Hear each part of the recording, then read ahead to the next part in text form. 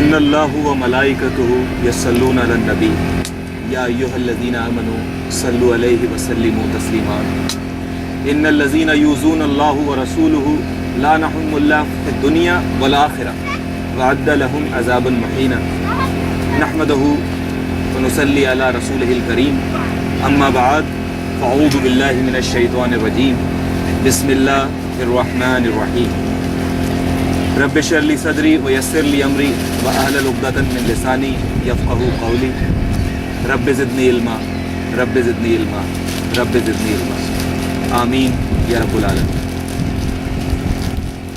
عزیز دوستو، یہ کائنات مجموعہ ازداد ہے۔ یہاں ہر شے کا وجود اس کی ضد سے قائم ہے۔ This universe is a combination of opposites۔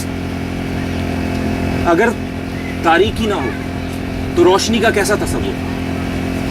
اگر بیماری نہ ہو تو صحت کے کیا معنی؟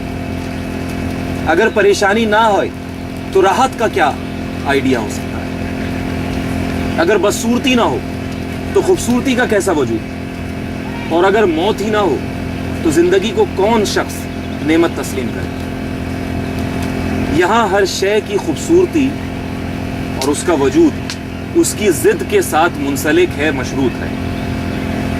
ایک دلچسپ زاویہ، ایک دلچسپ آبزرویشن جو ایک مشہور گریک فلسفر سقراط نے پیش کی ہے، سوکریٹس جسے ہم کہتے ہیں، وہ یہ ہے کہ یہ ازداد، یہ اپوزٹ ایک ہی وقت میں ایک ساتھ موجود نہیں ہو سکتے۔ یہ ایک دوسرے کو ریپلیس تو کرتے رہتے ہیں، یہ ایک دوسرے کی جگہ لیتے رہتے ہیں، لیکن ایک ساتھ ایک وقت میں موجود نہیں ہوتے۔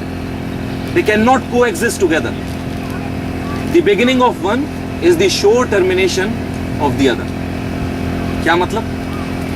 مطلب یہ کہ دن آئے گا تو رات کو جانا پڑے گا، رات آئے گی تو دن رخصت ہو جائے گا، بیماری آئے گی تو صحت کا خاتمہ ہے، اور اگر صحت آ جائے گی تو بیماری کا وجود قائم نہیں رہ سکتا۔ یہ دونوں چیزیں ایک ساتھ موجود نہیں ہوتی کہ بیماری اور صحت ایک ساتھ موجود ہے، یا دن اور رات ایک ساتھ موجود ہے۔ ایک آتا ہے تو دوسرا چلا جاتا ہے، یہ ایک سائیکل میں گھومتے رہتے ہیں، ایک دوسرے کی جگہ مستقل طور پر لیتے رہتے ہیں۔ وہ جو کہتے ہیں نا کہ اچھے وقت کی جو برائی ہے وہ یہ ہے کہ وہ گزر جاتا ہے، اور برے وقت کی اچھائی ہے کہ وہ بھی گزر جاتا ہے۔ تو ہر چیز گزر جاتی ہے اور دوسری جو اس کی اپوزٹ ہوتی ہے، اس کی ضد ہوتی ہے، وہ اس کی جگہ لے لیتی ہے۔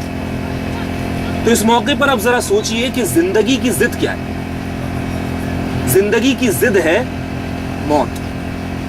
کیسے ممکن ہے کہ یہ ایک دوسرے کو ریپلیس کرنے کا اصول جو ازداد میں کام کرتا ہے وہ باقی تمام امثال میں تو درست ہو، مگر جب ہم زندگی اور موت کی بات کریں تو یہ مثال جو ہے وہ ان شرائط کو پورا نہ کرے؟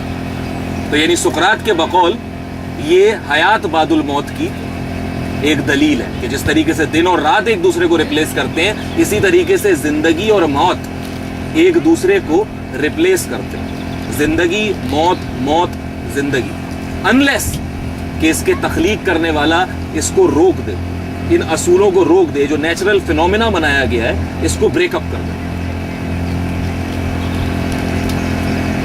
تو جناب، زندگی کی ضد موت ہے، لیکن موت سے مراد خاتمہ نہیں ہے، موت سے مراد ختم ہو جانا نہیں ہے۔ This is not the full stop. This is another shade of existence۔ دوبارہ سن لیجئے، موت کے معنی خاتمہ نہیں ہے، فل سٹاپ نہیں ہے، بلکہ this is the another shade of existence۔ اسی کو سورہ ملک کی دوسری آیت میں اللہ رب العزت بیان کرتے ہیں کہ اس نے موت اور زندگی کو پیدا کیا تاکہ تمہاری آزمائش ہو۔ غور کیجئے، کہا گیا ہے کہ زندگی اور موت کو پیدا کیا گیا، دونوں کو پیدا کیا گیا۔ یعنی یہ جو لفظ ہے پیدا کیا گیا یا خلق کیا گیا، یہ لفظ جیسے ہی ہم سنتے ہیں تو لا محالہ ہمارے ذہنوں میں زندگی کا تصور نمودار ہوتا ہے، یعنی موت کا تصور اس سے مشروط نہیں ہو پاتا۔ یعنی اگر میں کہوں کہ میرے دوست کے ہاں ایک بچہ پیدا ہوا ہے تو لا محالہ آپ سوچنے لگیں گے کہ ایک نئی زندگی وجود میں آئی۔ پیدائش سے آپ موت کو نہیں جوڑتے، لیکن اللہ رب العزت یہاں کیا کہہ رہے ہیں؟ وہ یہ کہہ رہے ہیں کہ میں نے زندگی اور موت دونوں کو پیدا کیا تاکہ تمہاری آزمائش ہو. ثابت ہوتا ہے کہ موت از خود ایک مخلوق ہے, باقاعدہ مخلوق ہے, اس کی اپنی ایک ایگزسٹنس ہے, یہ معدوم ہو جانے کا نام نہیں ہے. اب دیکھیے قرآن مجید زندگی اور موت کی اس کشمکش کو, اس کے فلسفے, اس کی حقیقت کو کتنے بلیغ انداز میں بیان کرتا ہے. سورہ غافر جو کہ 40ویں سورت ہے, اس کی 11ویں آیت ہے, اور میں چاہتا ہوں کہ اس آیت کو آپ بڑی غور سے سنیں, چونکہ تمام جو میں گفتگو آج کرنے جا رہا ہوں وہ اس آیت کے گرد گھوم رہی ہے, تو ذرا غور سے اس کو سن لیجئے. سورہ غافر کی 11ویں آیت, یہ جہنمیوں سے کی بات ہو رہی ہے کہ جہنمی کہیں گے کہ اے ہمارے پروردگار, تو نے ہم کو 2 دفعہ زندگی بخشی, تو نے ہم کو 2 دفعہ موت دی اور 2 دفعہ زندگی بخشی. میں دوبارہ پڑھ دیتا ہوں. جہنمی کہیں گے کہ اے ہمارے پروردگار, تو نے ہم کو 2 دفعہ موت دی اور 2 دفعہ زندگی بخشی. اب ہم کو اپنے گناہوں کا اقرار ہے, تو کیا یہاں سے بھی نکلنے کا کوئی راستہ ہے؟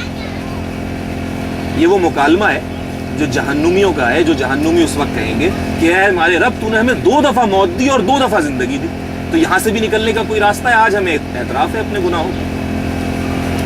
تو جناب 2 زندگیاں اور 2 موت, غور کریں یہاں پہ. ہم 2 زندگیوں سے تو واقف ہیں بحیثیت مومن کے, کہ ایک زندگی وہ کہ جس میں ہم اس وقت ایٹ دا ویری مومنٹ موجود ہیں, میں آپ سے مخاطب ہوں, آپ مجھ سے سن رہے ہیں, یہ ہماری ایک زندگی ہے. ایک دوسری زندگی جس کو ہم جانتے ہیں وہ حیات بعد الموت کی ہے, کہ جس کے اندر جنت یا دوزخ کی ابدی زندگی ہمیں عطا ہوگی. ٹھیک ہے, یہ 2 موتیں کیسی ہیں؟ ایک موت سے ہم واقف ہیں, یعنی وہ سانحہ جو ہر انسان کی زندگی میں آتا ہے, ٹھیک ہے, جس موت سے ہم واقف ہیں. لیکن یہ دوسری موت کیا ہے؟ سوچنے کی بات ہے نا. دھیان میں رکھیے کہ میں بیان کر چکا ہوں کہ موت خاتمے کا نام نہیں ہے, بلکہ ایک اور نقطۂ آغاز ہے. دس از another shade of existence. تو موت ہے کیا؟ یعنی موت جب روح جسم کے بنا موجود ہوتی ہے, اس صورتحال کو موت کہا جاتا ہے. یعنی روح کا جسم کے بغیر موجود ہونا موت ہے. ہم عام زندگی میں کیا دیکھتے ہیں کہ جب موت آتی ہے ہم پر, تو ہماری روح اور جسم میں جدائی ہو جاتی ہے. تو روح اور جسم کا الگ ہونا, روح کی علیحدہ ہو جانا, روح کے اپنی ایک ایگزسٹنس ہو جانا, اس پروسیس کو, اس کنڈیشن کو ہم موت سے تعبیر کرتے ہیں. قرآنی نقطۂ نظر سے جو بات سمجھ آتی ہے, اس حوالے سے اگر میں یہ کہوں کہ ہمارا آغاز زندگی سے نہیں ہوا ہے, بلکہ ہمارا آغاز موت سے ہوا, تو غلط نہیں ہوگا. یعنی ہم یہ کہتے ہیں کہ ہمیں پیدا کیا گیا, ہمیں زندہ کیا گیا, پھر ہم پر موت آئے گی. میں آپ سے یہ کہہ رہا ہوں کہ پہلے ہم موت کے پروسیس سے گزرے, اس کے بعد ہم زندگی میں داخل ہوئے. دیکھیے اس کی دلیل ہمیں قرآنی آیت سے حاصل ہوتی ہے. سورہ بقرہ کی 2 آیت ہے. فرمایا جاتا ہے کہ کافرو, تم اللہ سے کیوں کر منکر ہو سکتے ہو کہ اس نے جس حال میں کہ تم مردہ تھے تو اس نے تم کو زندگی بخشی. تم مردہ تھے تو اس نے تم کو زندگی بخشی, پھر وہی تم کو مارتا ہے, دوسری موت دیتا ہے, اور وہی تم کو دوبارہ زندہ کرے گا, پھر تم اسی کی طرف لوٹ کر جاؤ. تو یعنی ہم یہ دیکھ رہے ہیں کہ جو اس سے پہلے والی ہم نے سورہ غافر کی آیت پڑھی تھی اور یہ آیت پڑھی تھی, دونوں کا آغاز ہماری موت سے ہو رہا ہے, پھر زندگی, پھر موت, اور پھر ابدی زندگی. ہماری تمام تر سائنسی تحقیقات, جو آج ہمارے ہاں سائنس کا دور دورہ ہے, ہمارا جو ڈومین آف نالج ہے وہ سائنٹیفک نالج کو سمجھا جاتا ہے, فزیکل سائنسز کو. تو جتنی بھی فزیکل سائنسز ہیں, چاہے وہ کلاسیکل فزکس ہو, چاہے وہ ماڈرن فزکس ہو, آپ دیکھیں تو وہ مادی دنیا سے متعلق ہے. وہ مادی دنیا جس کا آغاز بگ بینگ سے ہوا, یعنی جس ہم جانتے ہیں کہ ہم اکثر لوگ اس بات سے واقف ہیں کہ ایک فلسفہ جو بگ بینگ تھیوری کے نام سے موسوم ہے وہ دیا گیا. تو یعنی اس مادی دنیا کا آغاز جو بگ بینگ سے ہوا ہے, اس مادی دنیا کی اسٹڈی کا نام سائنسز ہے. قرآن بھی یہی کہتا ہے, قرآن اس بات کی تردید نہیں کرتا. بلکہ قرآن واشگاف الفاظ میں کہتا ہے سورہ انبیاء میں 30ویں آیت میں کہ کیا کافروں نے نہیں دیکھا کہ تمام آسمان اور زمین دونوں ملے ہوئے تھے تو ہم نے اسے جدا جدا کر دیا. تو یعنی big bang is in complete harmony with Quran. تو یہ تو مادی دنیا کے متعلق ہے، لیکن یہ جس کلام کی ہم بات کر رہے ہیں، کلام اللہ کی، قرآن مجید کی، یہ یہیں تک نہیں ٹھہرتا، بلکہ یہ ہمیں پری بگ بینگ ایرا کے بارے میں ہی بتاتا ہے. یہی وہ دور ہے جب ملائکہ اور تمام انسانی ارواح کو اللہ تعالیٰ نے نور سے تخلیق فرمایا. حضرت آدم علیہ السلام سے لے کر اس زمین پر آنے والی آخری انسان تک کی ارواح کو تخلیق کر دیا گیا. وہ جو سی ایس لوئس کہتا ہے کہ you don't have the spirit, you actually are the spirit. تو آپ کی ارواح کو کریٹ کر دیا گیا اسی وقت. اور وہی آیت جس کا ابھی مجھ سے پہلے جو مقرر ہیں زہید وہ حوالہ دے رہے تھے کہ جب تمہارے پروردگار نے بنی آدم سے یعنی ان کی پیٹھوں سے ان کی اولاد نکالی تو ان سے خود ان کے مقابلے میں وعدہ کرا لیا کہ کیا میں تمہارا پروردگار نہیں. یہ کس سے مکالمہ ہو رہا ہے؟ ارواح سے ہماری. اس دنیا میں آنے سے پہلے یہ آپ بھی وعدہ کر چکے ہیں، آپ بھی وعدہ کر چکے ہیں، میں بھی وعدہ کر چکا ہوں.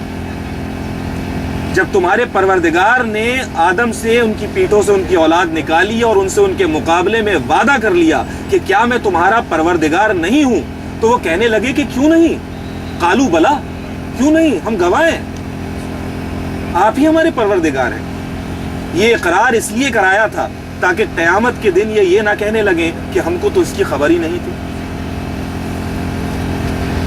تو جناب اللہ تعالیٰ کی یہ دو ڈومین آف نالجز ہیں، یعنی ایک بڑے دو ڈومین آف نالج جس کی بات کی جاتی ہے، ان میں سے ایک ہے عالم امر اور ایک ہے عالم خلق. یہ اللہ کے دو عالم ہیں. عالم امر کا معاملہ یہ ہے کہ وہاں پر کوئی ٹائم کنسٹرینٹ نہیں ہے. There is no boundaries of time and space. وہاں پر جو اصول ہے وہ قرآن بیان کرتا ہے کہ کن فیکن، کہا ہو جا اور وہ چیز ہو گئی. اس میں کوئی ٹائم ایلیمنٹ موجود نہیں ہے. یعنی فلاسفہ کی زبان میں اس کو ایبسولوٹ ٹائم کنسیڈر کیا جاتا ہے، اور یہ جو ہماری نارمل زندگی کا ٹائم ہے اس کو ہم سیریل ٹائم کہتے ہیں. کچھ مفسرین نے بھی بات کیا، یعنی بشمول ڈاکٹر اسرار احمد کے، کہ وہ عصر کو، یعنی جو سورہ عصر ہے جیسے، تو عصر کو وہ سیریل ٹائم کہتے ہیں، جو نارمل ٹائم ہے جو گزر رہا ہے، اور ایبسولوٹ ٹائم کو وہ دہر کہتے ہیں، سورہ دہر. تو دہر سے انہوں نے اس کو تعبیر کیا. تو جناب عالم امر میں ٹائم کنسٹرینٹ نہیں ہے، وہاں کن فیکون کا اصول کار فرما ہے. اور عالم خلق کا معاملہ یہ ہے کہ ہوتا تو یہاں بھی سارا کچھ اللہ ہی کے حکم کے تابع، یعنی جس عالم میں ہم بیٹھے ہیں یہ عالم خلق ہے، لیکن یہاں پر ٹائم ایلیمنٹ انوالو ہوتا ہے. یعنی ہم دیکھتے ہیں کہ ایک بچہ اس دنیا میں آتے ہیں، ہم کہتے ہیں کہ ہمارے رب نے ہمیں یہ اولاد عطا فرمائی، لیکن وہ ایک 9 مہینے کے پروسیس سے گزر کر ہماری گود میں آتا ہے. یا ہم دیکھتے ہیں کہ ایک آم کا درخت کھڑا ہے، لیکن اس آم کے درخت کو بنتے بنتے 7-8 برس لگ جاتے ہیں. وہ ایک بیج بویا جاتا ہے، اس سے 2 پتیاں نکلتی ہیں، پھر وہ ایک تنا اختیار کرتا ہے، اس میں پھول پودے لگتے ہیں، ٹھیک ہے، اور پھر وہ جا کر وہ ایک درخت بن جاتا ہے. تو ایک ٹائم ایلیمنٹ اس میں انوالو ہوتا ہے. اللہ تعالیٰ نے عالم خلق کو اسباب کے ساتھ متعلق کر رکھا ہے. تو جناب میں کہہ یہ رہا تھا کہ ہماری روحوں کو ہمارے مادی وجود سے بہت پہلے تخلیق کر دیا گیا، اور یہی فیز دراصل ہماری پہلی موت. جیسے میں نے آپ کو بیان کیا کہ موت کو بھی تخلیق کیا گیا، ٹھیک ہے، اور موت جو ہے وہ روح کا جسم کے بغیر ہونے کا نام ہے. اس مغالطے میں نہ رہیے گا کہ موت شعور سے خالی ہوتی ہے. کہ موت شعور سے خالی ہوتی ہے، ہم عذاب قبر سے واقف ہیں، ٹھیک ہے، اس میں شعور ہوتا ہے، لیکن اس شعور کی نوعیت مختلف ہوتی ہے، اس کی کیپیسٹی مختلف ہوتی ہے، لیکن شعور ساتھ ہوتا ہے. تو جناب ہم نے یہ بھی دیکھ لیا کہ ہماری ارواح سے ایک وعدہ لیا گیا. اس مرحلے کے بعد یہ جو ہماری پہلی موت ہو گئی، جس پہلی موت کا ذکر ہو گیا، اس مرحلے کے بعد ہمارے اجسام کو تخلیق کیا گیا، ہمارے جسمانی حیوانی وجود کو تیار کیا گیا. یہ حیوانی پیکر کس طرح سے اور کن مراحل سے وجود پذیر ہوا، اس پر بہت کلام ہے. اس پر بہت بحث ہے، لیکن یہ ایک علیحدہ موضوع ہے۔ جو بات متفقہ علیہ ہے وہ یہ ہے کہ ہمارے اجسام اور ارواح دو الگ الگ اینٹیٹیز کے طور پر پیدا کیے گئے، اور ان دو جدا جدا حقیقتوں کو جب مجتمع کیا گیا تو ایک اور عظیم حقیقت وجود پذیر ہوئی۔ اس عظیم حقیقت کو ہم آدم علیہ السلام کہتے ہیں یا حضرت انسان کے نام سے تعبیر کرتے ہیں۔ تو یعنی انسان در حقیقت ہمارے حیوانی وجود اور ہمارے روحانی وجود کے ملاپ کا نام ہے۔ روح اور جسم کا ملاپ جب ہوتا ہے تو جس حقیقت کو ہم مشاہدہ کرتے ہیں وہ ہے انسان۔ وہ جو قرآن پاک میں ارشاد فرمایا ہے سورۃ الحجر میں 29ویں آیت، فرشتوں سے کلام ہے اللہ تعالیٰ کا، کہ وہ کہتے ہیں فرشتوں سے کہ جب میں اس کو درست کر لوں، کس کو درست کر لوں؟ آدم علیہ السلام کو۔ جب میں اس کو درست کر لوں اور اس میں اپنی روح پھونک دوں تو اس کے آگے سجدے میں گر پڑوں۔ یعنی ایک بات یہ ہے کہ اس کو درست کر لوں، ٹھیک ہے، پھر اس میں اپنی روح پھونک دوں، اور یہ جب مجتمع ہو گیا تو جب آدم علیہ السلام بن گیا تو اس کے سامنے سجدے میں گر پڑا۔ یہاں یہ بات بھی خوب جان لیجئے کہ روح اور جان یا روح اور زندگی مماثل الفاظ نہیں ہیں۔ they are not the complete synonyms۔ یعنی اکثر ہم روح کو زندگی سے تعبیر کرتے ہیں، لیکن روح اور زندگی they are not the synonyms۔ روح متشابہات میں سے ہے، اور اللہ رب العزت نے اپنی کتاب میں بتا دیا ہے سورۃ الاسراء کی 85ویں آیت میں کہ یہ تم سے روح کے بارے میں سوال کر دیتے ہیں، ان سے کہہ دو کہ وہ میرے پروردگار کا ایک امر ہے۔ یہ وہی عالم امر جس کی ابھی بات ہوئی ہے بنا ٹائم کنسٹرینٹ۔ وہ میرے رب کا ایک امر ہے، ایک شان ہے، اور تمہیں بہت کم علم دیا گیا۔ You don't have the ability to encompass it۔ تو جناب ایک بات اور غور کیجئے اس موقع پر، آپ میں سے اکثر سے میں واقف ہوں کہ وہ ریگولر قرآن سیشن میں آتے ہیں، قرآن پر غور و فکر کرتے ہیں ماشاءاللہ۔ پورے قرآن میں جہاں جہاں بھی جانوروں کا، چرند پرند کا، زمین کا، آسمان کا، پہاڑوں کا، درختوں کا، جس چیز کا بھی ذکر ہوا ہے وہاں لفظ خلق استعمال ہوا۔ روح کا لفظ خاص استعمال ہوا ہے آدم کی تخلیق کے وقت۔ تمام تخلیقات کو اٹھا لیجئے، محض آدم علیہ السلام کا وجود واحد ہے جس کے ساتھ روح کا لفظ استعمال کیا گیا، جیسے میں نے بتایا کہ من روح ہی، کہ جب میں اس میں روح پھونک دوں تب اس کے سامنے سجدے میں گر پڑوں۔ اسی زندگی اور روح کے فرق کو ایک صحیح حدیث میں، جو کہ صحیح بخاری کی حدیث ہے، کچھ اس طرح بیان کیا گیا ہے، اس کا میں خلاصہ رکھ رہا ہوں کہ ہم میں سے ہر ایک ماں کے رحم میں 40 دن تک رہتا ہے۔ اس کے بعد وہ ایک خون کا لوتھڑا بن جاتا ہے، علقہ بن جاتا ہے، ایک لٹکنے والی چیز، اور پھر 40 دن اور رہتا ہے۔ اس کے بعد وہ ایک بوٹی بن جاتا ہے اور پھر 40 دن رہتا ہے۔ کتنے دن ہو گئے؟ 40 40 40 120۔ اس کے بعد اللہ تعالیٰ ایک فرشتے کو بھیجتا ہے جو اس بچے میں روح دیتا ہے۔ 120 دن گزرے بچے پر، صحیح حدیث کا حوالہ دے رہا ہوں آپ کو بخاری،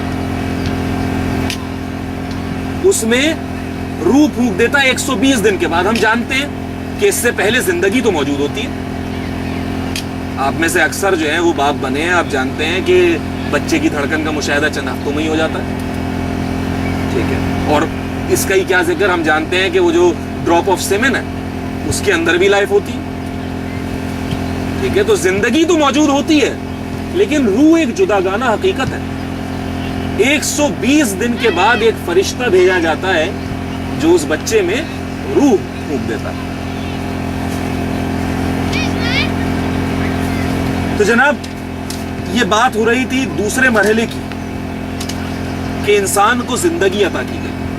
ہم نے پہلی موت دیکھ لی تھی، اب جسم اور روح کو ملا دیا گیا، زندگی عطا کی گئی اور اس دنیا میں امتحان کے لیے بھیج دیا گیا۔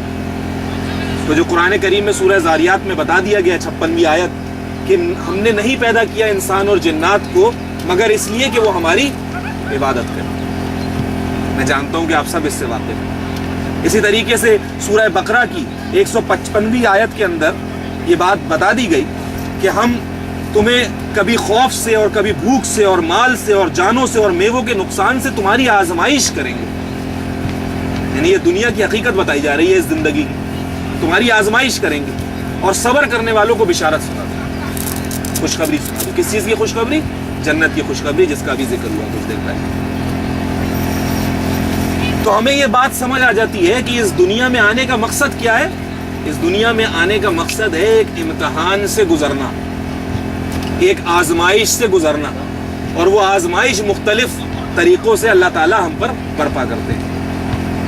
تو حضرات، یہ تھی پہلی موت اور پہلی زندگی، اور پھر وہ مرحلہ جس کے بارے میں قرآن مجید واشگاف الفاظ میں اعلان کرتا ہے کہ کل نفس ذائقۃ الموت، ہر نفس کو، ہر متنفس کو موت کا ذائقہ چکھنا ہے۔ انگریزی کا ایک محاورہ ہے کہ جب کسی بات کو بہت حتمی طور پر بتانا ہو تو کہا جاتا ہے I am as sure as death, I am as sure as death, کیونکہ ڈیتھ ہی وہ چیز ہے، موت ہی وہ چیز ہے جو واقعی یقینی ہے، اس نے آ کے ہی رہنا ہے۔ ورنہ عام زندگی کا اصول تو یہ ہے کہ there is one thing for sure that there is nothing for sure۔ اگر کوئی چیز شور ہے تو وہ یہ ہے کہ ہم میں سے ہر نفس کو موت کا ذائقہ چکھنا ہے۔ غافل تجھے گھڑیال یہ دیتا ہے منادی، گردوں نے گھڑی عمر کی ایک اور گھٹا دی۔ آج میں 20 سال کا ہو گیا، آج میری عمر 30 سال ہو گئی، آج میری عمر بڑھ کر 40 برس ہو گئی۔ یہ بڑھ کہاں رہی ہے؟ یہ عمر تو گھٹ رہی ہے۔ چاروں طرف جنازے اٹھ رہے ہیں۔ وہ جو ہنستا تھا، ڈکارتا تھا، اپنے مال و حشمت پر نازا تھا، اپنے رتبے پر اتراتا تھا، اپنے حسن پر نازا تھے، اپنی جوانی پر اتراتا تھا، آج کیسے بے بس 6 فٹ گڑھے کے نیچے پڑا۔ اس کی لاش کو کیڑے کھا گئے، اور ہو سکتا ہے کہ ان کیڑوں کو بھی کوئی دوسرے کیڑے کھا گئے۔ تو ہاں، یہ ہے وہ دوسری موت۔ آج پھر تمہارے جسم اور روح کو علیحدہ کر دیا گیا۔ آج پھر تمہارے روح اور جسم میں جدائی ہو گئی۔ آج پھر تمہاری روح تنہا ہے۔ وہ جو کہتے ہیں جب ہم کسی کی میت کو دیکھتے ہیں تو ہم کیا پڑھتے ہیں؟ ہم کہتے ہیں ان للہ و انا الیہ راجعون، بے شک اللہ، ہم تیرے ہی طرف سے آئے ہیں اور ہمیں تیری ہی طرف لوٹ کر جانا ہے۔ ہمارا جسمانی وجود جس کا خمیر اسی مٹی سے اٹھا تھا وہ اسی مٹی میں مل جاتا، اور ہماری وہ روح جو اللہ کی جانب سے آئی تھی، جس کے بارے میں اللہ نے کہا تھا کہ جب میں اس میں اپنی روح میں سے کچھ پھونک دوں تو سجدے میں گر پڑنا، وہ اسی کی جانب لوٹ جاتی۔ ان للہ و انا الیہ راجعون۔ ہم کہتے ہیں نا، کسی کا انتقال ہوتا ہے، ہم کہتے ہیں کہ بھائی حاجی صاحب دنیا سے پردہ فرما گئے، کہتے ہیں نا حاجی صاحب دنیا سے پردہ فرما گئے۔ اللہ تعالیٰ اس کی بالکل برعکس بات کہتا ہے سورہ قاف۔ وہ کیا کہتا ہے؟ آج ہم نے تجھ سے پردہ اٹھا لیا۔ آج ہی تو پردہ اٹھائے، آج پردہ اٹھا ہے۔ کہا جاتا ہے، آگے کہتے ہیں، تو آج تیری نگاہ بڑی تیز ہے، آج تو سب دکھائی دے رہا ہے۔ اب تمہاری روح ہے اور تم روح کی آنکھوں سے دیکھ رہے ہو، تم پر وہ روحانی حقیقتیں صاف کھل گئی، فرشتے سامنے بیٹھے ہیں، روح نکالنے والے سامنے بیٹھے ہیں۔ وہ جو اللہ کے دین سے کھلا کفر کرتے تھے، ان کا معاملہ یہ ہے کہ سورہ انفال میں بیان ہوتا ہے، 50ویں آیت ہے اس کی، کہ کاش تم اس وقت ان کافروں کی کیفیت دیکھو، کاش تم اس وقت ان کی کیفیت دیکھو جب فرشتے کافروں کی جانیں نکالتے ہیں تو ان کے منہ اور پیٹھوں پر کوڑے اور ہتھوڑے مارتے ہیں اور کہتے ہیں کہ اب عذاب آتش کا مزہ چکھو۔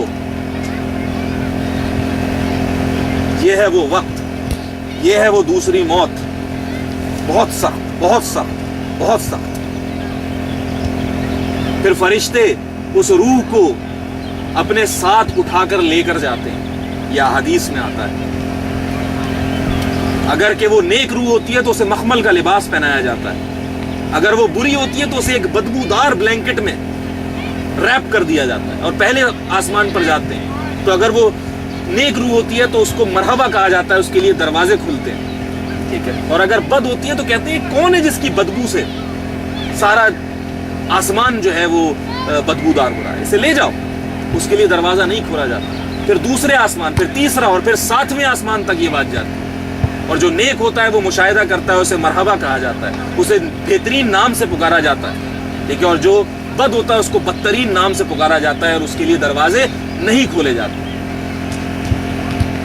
پھر اس کی قبر، یا یوں کہیے کہ اسے عالم برزخ میں بھیج دیا جاتا ہے۔ یہاں پتہ چلتا ہے ترمذی شریف کی روایت سے کہ یہاں منکر و نکیر نام کے 2 فرشتے آتے ہیں۔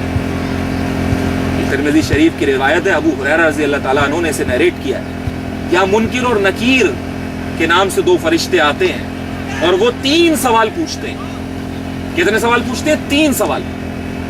تو پہلا سوال پوچھتے ہیں کہ تمہارا رب کون ہے، وہ دوسرا سوال پوچھتے ہیں کہ تمہارا رسول کون ہے، اور وہ تیسرا سوال پوچھتے ہیں کہ تم کس دین پر تھے۔ اور جواب وہی دیا جا سکتا ہے جو واقعی آپ کے دل میں، آپ کے کردار میں پنہا ہو۔ تو اگر مومن ہوگا تو اس کی زبان سے بے ساختہ نکلے گا کہ میرا دین اسلام ہے، میرا رب اللہ ہے، میرا نبی محمد صلی اللہ علیہ وآلہ وسلم ہے۔ لیکن اگر کوئی منافق ہے تو اس کے منہ سے نہیں نکلے گا بلکہ وہ اس کی پہچان بھول جائے گا۔ اس کے بعد اس مردے پر سزا یا جزا کی ابتدا ہوگی۔ احادیث میں بیان کردہ تفصیل سے معلوم ہوتا ہے کہ گناہگار کی قبر نہایت تنگ کر دی جائے گی، نہایت تنگ کہ اس کی ہڈیاں ایک دوسرے میں گھسنے لگیں، اور نیکوکار کی قبر کو نہایت کشادہ کر دیا جائے گا۔ نیک روح کے لیے جنت کی ایک کھڑکی کھول دی جائے گی جہاں وہ نظارہ کرے گا، جہاں وہ اپنے اچھے ٹھکانے کو دیکھے گا اور اس بات کی تمنا کرے گا کہ جلد سے جلد روز محشر برپا ہو تاکہ میں اس ٹھکانے میں، اپنے اس خوبصورت گھر میں جا پاؤں۔ اور جہنمی اپنے ٹھکانے کا مشاہدہ کرے گا، ان آگ کے شعلوں کو دیکھے گا، اپنے اس بدترین مقام کو دیکھے گا اور تمنا کرے گا کہ روز محشر کبھی نہ آئے۔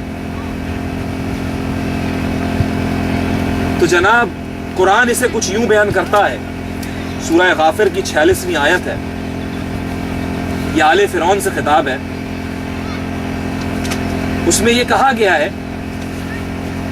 کہ یہ آل فرعون جہنم کی آگ کے سامنے صبح اور شام پیش کیے جاتے ہیں، یہ اپنی قبروں میں، ٹھیک ہے، ان کے سامنے جہنم کی آگ صبح اور شام پیش کی جاتی ہے، اور جس روز قیامت برپا ہوگی تو فرعون والوں کو نہایت سخت عذاب میں داخل کر دیا جائے گا۔ یعنی ثابت ہوتا ہے کہ قبر میں اس انجام کا یہ مشاہدہ کی کریں، ان کے سامنے وہ ان کا انجام آئے گا، یہ اس کو دیکھیں گے۔ اس کو ہم کہتے ہیں عین الیقین۔ اس دنیا میں جو یقین ہمیں حاصل ہے وہ ہے علم الیقین، کہ ہم اس بات، ہم نے جنت نہیں دیکھی، ہم نے دوزخ نہیں دیکھی، ہم نے محمد صلی اللہ علیہ وسلم کو بنفس نفیس نہیں دیکھا، لیکن ہم ان پر ایمان لاتے ہیں، ٹھیک ہے، ہم اینالائز کرتے ہیں۔ غیب کا معنی یہ نہیں ہے کہ بنا سوچے ایمان لانا، بنا دیکھے ایمان لانا ہے، بنا سوچے نہیں، بنا سمجھے نہیں۔ تو ہم سمجھتے ہیں، سوچتے ہیں، ٹھیک ہے، اور پھر ایمان لاتے ہیں۔ تو یہ جو علم کی بنیاد پر ایمان قائم ہوتا ہے اسے ہم کہتے ہیں علم الیقین۔ تو یہ دنیا کا یقین ہے۔ پھر اس قبر کے اندر جو ہم مشاہدہ کر رہے ہیں ایک چیز کا، یہاں ہمیں کیا حاصل ہو رہا ہے؟ یہاں حاصل ہو رہا ہے عین الیقین، آنکھ دیکھا یقین، کہ دیکھ لیا سامنے یہ انجام ہے، اب یقین آ گیا۔ یہ ایک یقین کا اور درجہ ہے۔ اور پھر کیا ہوگا آخرت میں، روز محشر میں، حق الیقین، کہ جہاں آپ کو داخل کر دیا جائے گا، آپ اس کو ایکسپیریمنٹ کر کے دیکھ لیں۔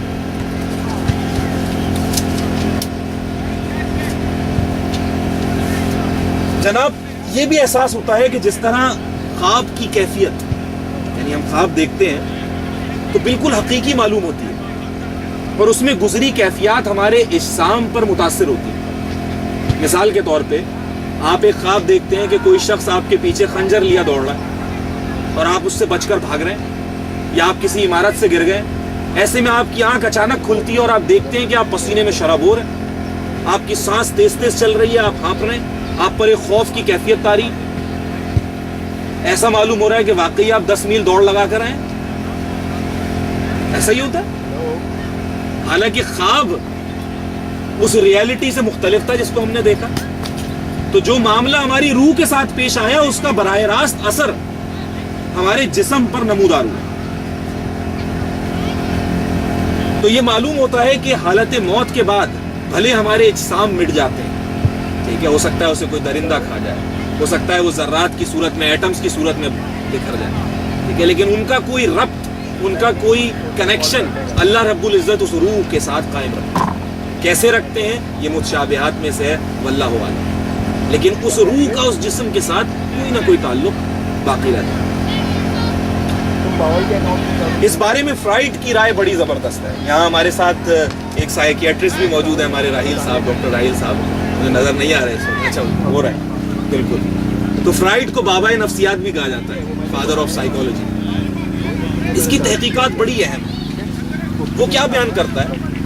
وہ یہ کہتا ہے کہ آپ کے خیالات و تصورات جو ہیں وہ تصویری خاکہ اختیار کر لیتے ہیں خواب میں. یعنی عین ممکن ہے کہ ایک شخص اپنی روزمرہ کی زندگی میں بلی کو بہت اچھا سمجھتا ہو، اس کا فیوریٹ پیٹ جو ہو وہ کیٹ ہو، بلی ہو، اس سے محبت کرتا ہو. تو ممکن ہے کہ اس کے خواب میں وہ بلی محبت کی علامت بن کے آئے یا ایک خوشبختی کی بشارت بن کے آ جائے. لیکن ایک شخص ہے جسے عام زندگی کے اندر بلی سے شدید بغض ہے، اسے شدید خوف آتا ہے، تو اس کی خوف کی کیفیات کی ریپریزنٹیشن خواب میں اسی بلی کے ذریعے نمایاں ہو جائے. تو جناب جس وقت موت واقع ہوگی تو جس نے دنیا حرام کاموں میں گزاری ہوگی اس کے سامنے دنیا ایک پکچر کی فارم میں لا کے دکھائی جائے گی. وہ ایک بدصورت بڑھیا کی صورت میں آئے گی. یہ احادیث کا بیان بتا رہا ہوں. وہ ایک بدصورت بڑھیا کو اپنے سامنے پائے گا جس سے وہ گھنائے گا، جس سے وہ دور بھاگے گا، اور وہ بتائے گی کہ میں وہ دنیا ہوں جس کے پیچھے تو بھاگا کرتا تھا. ایک شخص آئے گا جو نہایت ہینڈسم ہوگا، جو بڑا خوبصورت ہوگا، جس کو دیکھ کر آپ کا دل چاہے گا کہ میں اس سے گفتگو کروں. پوچھو گے کہ کون ہو بھائی تم؟ وہ کہے گا میں تمہارے نیک اعمال ہوں. ایک پاک بیوی نظر آئیں گی یا ایک بارش بزرگ نظر آئیں گے، ان سے پوچھیں گے بھائی کون ہے آپ؟ پتہ چلے گا میں تمہاری نماز ہوں. تو وہ اعمال، وہ معاملات جو ہم نے اس دنیا میں کیے تھے وہ ہمارے سامنے پکچر فارم میں نظر آنے لگیں گے. تو یہ لالچ، حسد، غرور جیسے سفلی جذبے عین ممکن ہے کہ سانپ، بچھو، چھپکلیاں بن کر ہمارے سامنے آئیں اور یہ ہمیں ڈسیں اور ہمیں کاٹیں، اللہ نہ کرے. لیکن جو شخص ان سفلی جذبات میں مبتلا ہو اس کی ایک پکچر فارم بن کر ہمارے سامنے آ رہے. تو جناب یہ ہے وہ دوسری موت جو ہم پر طاری کی جائے گی. اب تک ہم نے دیکھ لیا کہ پہلی موت جو عالم ارواح میں تھی، پہلی زندگی جس میں ہم اس وقت موجود ہیں، دوسری موت جو ہم سب کو چکھنی ہے، ٹھیک ہے، جو عذاب قبر سے متعلق ہے، اور آخر میں بالآخر وہ چوتھا فیز، جو آخری فیز، دوسری زندگی، وہ دن جس کا وعدہ ہے قیامت کے بعد روز جزا کا دن. یہ آخری فیز ہے جب سور پھونکی جائے گی اور تمام مردے، تمام کے تمام، پوری کائنات میں آدم علیہ السلام سے لے کر آج تک اور اس وقت تک تمام مردے اپنی قبروں سے زندہ ہو کر نکلیں گے.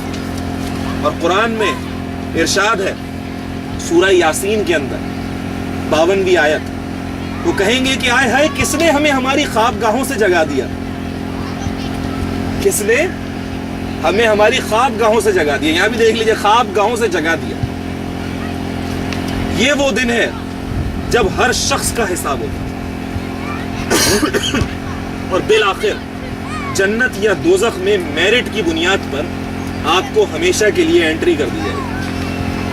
وہ جو میں نے آپ کو اصول بتایا تھا شروع میں کہ زندگی اور موت ایک دوسرے کو ریپلیس کرتے رہتے ہیں، چہ جائے گا یہ کہ خالق ہی اس کنٹرول کو ختم کر دے، اس اصول کو ختم کر دے. تو اس کا بیان ہوا ہے احادیث میں کہ موت کو ایک مینڈھے کی صورت میں لایا جائے گا اور اسے ذبح کر دیا جائے گا. آج کوئی موت باقی نہیں رہی. اب وہ اصول جو ہم نے ازداد کا شروع میں دیکھا تھا وہ زندگی اور موت کے بارے میں قائم نہیں رہا۔ تو عزیزو دوستو، یہ تھی وہ دو زندگیاں اور دو موتیں، زندگی اور موت کا مختصر فلسفہ۔ اپنی گفتگو کا اختتام کرنے جا رہا ہوں اس اعتراف کے ساتھ کہ یہ موضوع بہت سی ایسی باتوں کو سموئے ہوئے ہے جو متشابہات کے زمرے میں بھی آتی ہیں، جس میں علماء کی بہت سی رائے موجود ہیں۔ تو چنانچہ عین ممکن ہے کہ کوئی آپ میں سے بھائی اس عنوان پر کوئی مختلف رائے رکھتا ہو۔ میری یہی دعا ہے کہ جو بات میں نے حق کہی ہو وہ آپ کے ذہنوں میں راسخ ہو جائے، اور جو بات میں غلط کہہ گیا ہوں اللہ تعالیٰ اسے آپ کی ذہن کی تختی سے مٹا دے، اور یہ بھی کہ جو میں نے حق کہا ہے وہ خالص اللہ رب العزت کے رحم کی وجہ سے ہے، اور جو میں غلط کہہ گیا ہوں وہ میری اپنی نفس کی ملاوٹ ہے، اور اس کے لیے میں اللہ رب العزت سے معافی مانگتا ہوں۔ وآخر دعوانا الحمدللہ رب العالمین۔ آپ نے کوئی سوالات پوچھے تو آپ کر سکتے ہیں۔ جی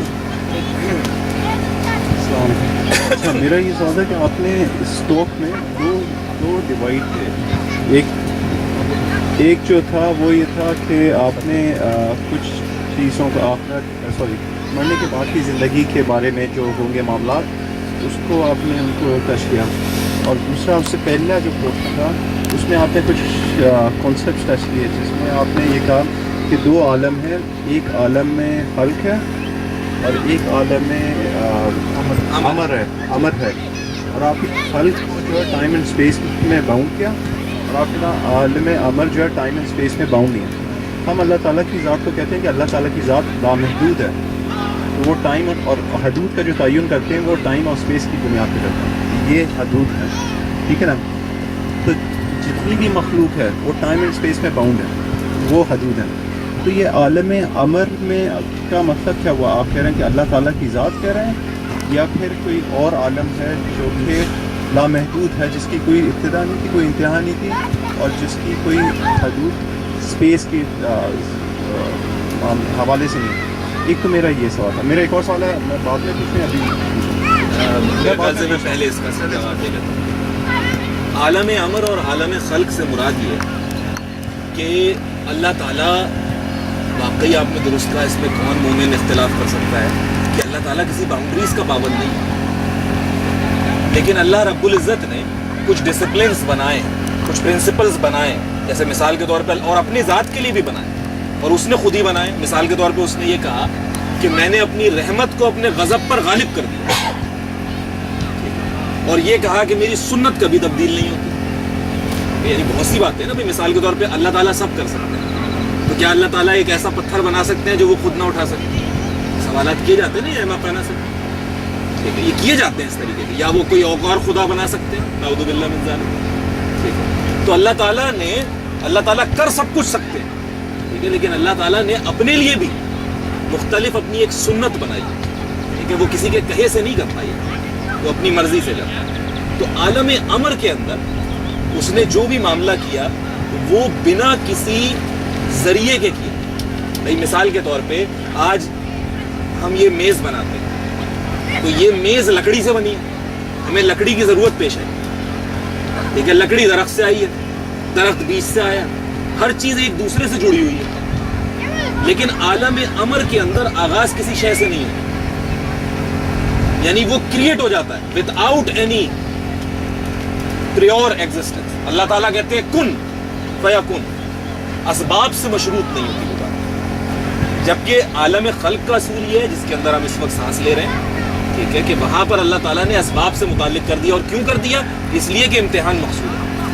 اگر اسباب نہ ہوں، ٹھیک ہے، تو امتحان کا اصول کام ہی نہیں کر سکتا۔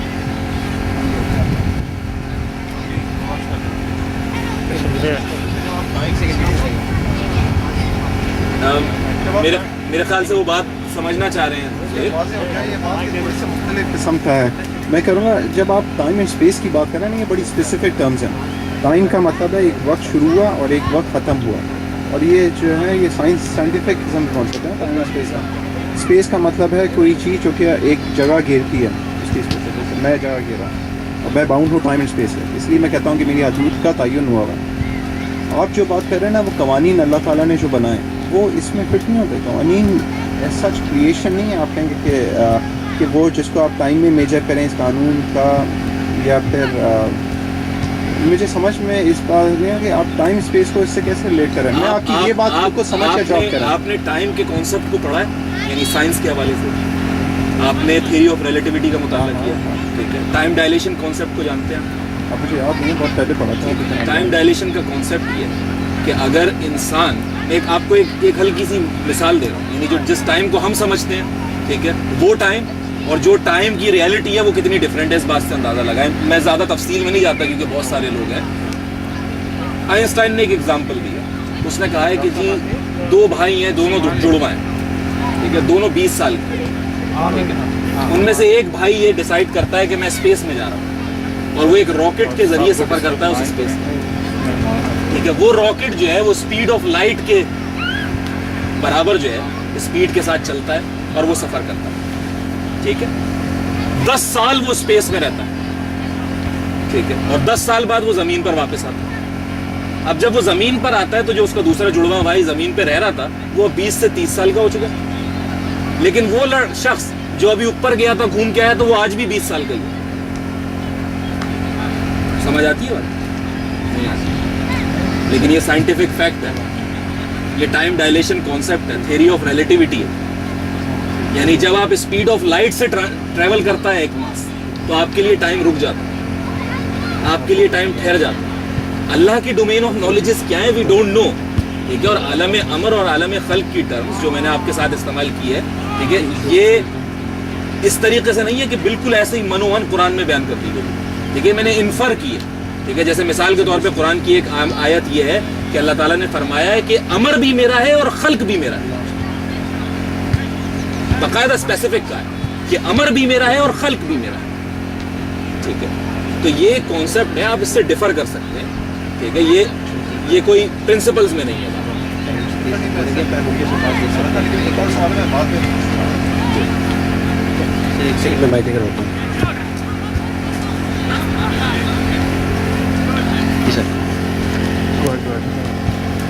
اچھا، آپ نے ایک بات بتائی کہ موت بھی جو ہے وہ مخلوق ہے، اور میں یہ سمجھتا ہوں کہ موت جو ایک حالت کا نام ہے بجائے اس کی کہ موت ایک مخلوق ہے. آپ اس کو روشن ڈالیں. اس وقت کائنات میں 2 ہی چیزیں ہیں. ٹھیک ہے. یا تو خالق ہے یا مخلوق ہے. ایک خالق ہے، باقی ہر شے مخلوق ہے. تو وہ کیفیت بھی مخلوق ہے. یعنی مخلوق سے مراد ضروری نہیں ہے کہ اس کا ایک جسمانی وجود ہو تو اسے مخلوق ہے. وہ کیفیت بھی مخلوق ہے اس کے لیے.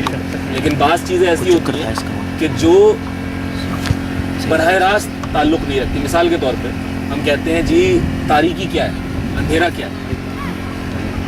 اندھیرا کیا ہے؟